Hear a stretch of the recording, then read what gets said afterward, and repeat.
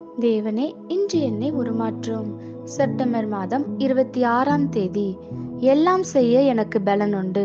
பிலிப்பியர் 4:13. என்னை பலப்படுத்துகிற கிறிஸ்துவினாலே எல்லாவற்றையும் செய்ய எனக்கு பலன் உண்டு. தேவனாலும் கிருபையாலும் கூடாத காரியம் ஒன்றுமில்லை.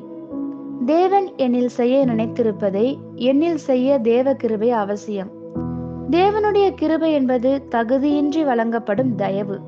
அதை பெற தகுதியில்லாத ஒரு மனிதனின் மேல் தேவன் பேரன்புடன் ஊற்றுவது. கிருபையை பெற்றுக்கொள்ளும் மனிதன் அவனுடைய கடந்த காலம் எந்த கோலத்தில் இருந்திருந்தாலும் தேவனுக்கு சொந்தமான எல்லாவற்றையும் பெற்றுக்கொள்கிறான். வேதத்திலே தேவனுடைய ஊழியத்திற்கு முழுமையாக ஆயத்தமாகவும் தயாராகவும் இருந்த எந்த ஒரு மனிதனையும் எடுத்துக்கொள்ளுங்கள்.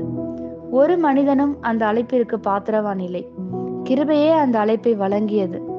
தேவன் தம்முடைய தேவைகளை முதலில் அவர்களிலும் பின்னர் அவர்கள் மூலமாகவும் நிறைவேற்ற கிருபையின் மூலம் அவர்களை ஆயத்தம் செய்கிறார். இஸ்ரவேலின் இரட்சகனாய் மோசே அழைப்பதற்கு முன் அவர் ஒரு திக்குவாயன்.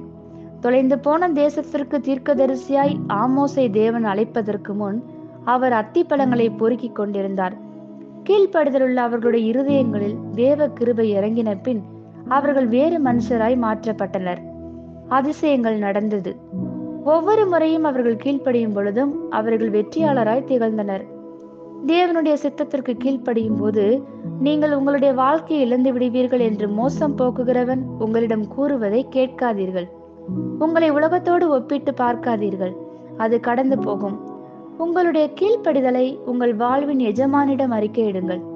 அவருடைய கிருபையின் வல்லமை உங்களை ஆட்கொண்டு எல்லா சவால்களையும் நீங்கள் எதிர்கொள்ள செய்யட்டும்.